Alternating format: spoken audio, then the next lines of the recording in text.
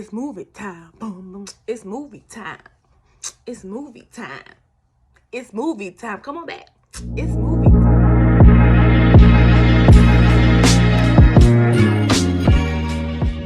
All right. Review number 2 for Saturday. And I'm doing Sylvie's Love. Ain't that just Sylvie's Love? I love the name, Sylvie. All right. This movie was so good. I don't even know where to start with this. So first of all, kudos to Tessa Thompson and Nnamdi Asomugha. I pray to God I said that right. Nnamdi Asomugha. Kudos to him too, because he helped even produce it. He used to be an NFL player. I found that out on Amazon. So the cool thing about Amazon Prime is after the movie or before the movie or period, like when you touch it, it'll show the actors and then it gives like a little biopic of what they've done, who they are. Like that is so cool and different. I was like, yes, Amazon, give us info. Give it to us. We need to know who these people are because I don't know who some of these people are. But that was great. So this movie was written by Eugene Ash, and listening to his reviews, he just wanted to tell a really good love story, and he mastered that very well. Okay, and what's crazy, what is so funny is that we can take some jacked up situations and be like, oh man, that is so much love, because Sylvie really did do her husband wrong. Like she did both of these men wrong. Okay, she was trifling. sister was downright trifling. But it made the love story even more like that. Or do we have toxic mind frames because we thought that was like a love story? But it was really scandalous. Like she was really wrong for not telling him that she was pregnant. And then, you know, and then she even married the dude, even though she really didn't love the dude. Like, stop doing that in 2021. But, you know, she did it because her mother, you know, trying to please her mom and all that kind of stuff like that. That was different, but I mean, I overall loved it. I give it a 3 lips. Go see it if you haven't. Get Amazon Prime. They let you do it for free for like 30 days. So just watch everything. They have a lot on there too, including Bill Cosby. Okay. Sylvie's Love is about this girl who works in a music shop, and she falls in love with a saxophonist who comes in. If you didn't know about me, I used to play saxophone in middle school. Hated it. But she falls in love with a saxophone player, and they, you know, had a really great, adventurous, exciting, extraordinary, that's the word she used, extraordinary summer. And then he goes to Paris. And once he's in Paris, right before he leaves for Paris, she's pregnant. She doesn't tell him. She marries the other guy. And 5 years later, she's, you know, an assistant producer on the show. And then she becomes a producer. She bumps back into him, and they still in love.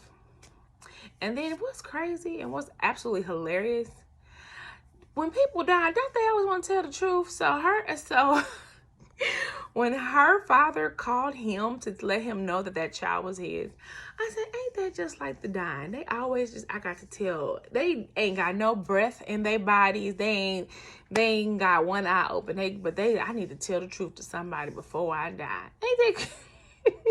See? Because when it come out, she's like, you didn't get to talk to my dad before he died. He said he called me from the hospital. I'm like, now he had a heart attack and was dying, but he called him to let him know that, son, that you have a child. Like, they just be wanting to tell all the secrets when they die. Don't tell my secret. Tell your secrets. Don't tell my secrets when you die. Just go on and die. Just leave my secrets alone. Babe, my privacy. But that made the story even more like intriguing, because, you know, when he goes and talks to her, he is not mad at her. You know, he's not like, I hate you for not telling me. He cries. They cry together, and then, you know, he tries to make it work. And then, dude that told him that he could hook him up in Detroit at Motown, and then when he gets there, he ain't nothing but an iron boy. Like, you the laundry boy, and you out here selling dreams, and you think that's funny? Like, dude had to be retarded in the hood. Like, you know, there's always that one retarded dude in the hood. and he, you know, he gets far in life, but then like you like how he get far in life? Like he ain't even got it out. Like that's him. Like he out selling dreams. You don't got this man to drive from New York to Detroit. That ain't no short trip. And I was lying. And they talking bad to him. Go get the clothes to the cleaners. What? That was hilarious too. So like, you know, whatever. Whatever. But it takes place in 1950s up in Harlem, and it's just I like to see the costumes and the sets. That all that stuff excites me. Like the blue dress she wore to see who was it? Was it Diane Carroll? No. Whoever she went and saw sing, Wilson. She went and saw can't think of her name. Don't talk about me. That blue dress she had on, that was so regal and like befitting. Like even that powder blue, like we would never wear that powder blue in 2021. But for the 50s, that worked perfectly fine. And then the guy from Bridgerton is the drummer. Is it Reggie? He's a drummer, and I'm like, oh, there's Duke. There's your Grace. He back there on the drums. He ain't got no accent. Oh, so it was good to see him pop up in the screen too. I think everybody should go watch Sylvie's Love. It is a really good love story. If you like love stories, like I try to have Boo watch it with me, and he went to sleep 10 minutes afterwards. Ain't nobody getting shot and killed, and he ain't even intrigued. But anyways, so Sylvie's Love is a good story. It's a great story. It's a great love story, even though it has some toxicity in it. Yep. Toxic love, it got it, but it is a really good story. I think you would enjoy it. So once you've watched it, or if you have watched it, please leave your comments below. I would love to talk to you about it.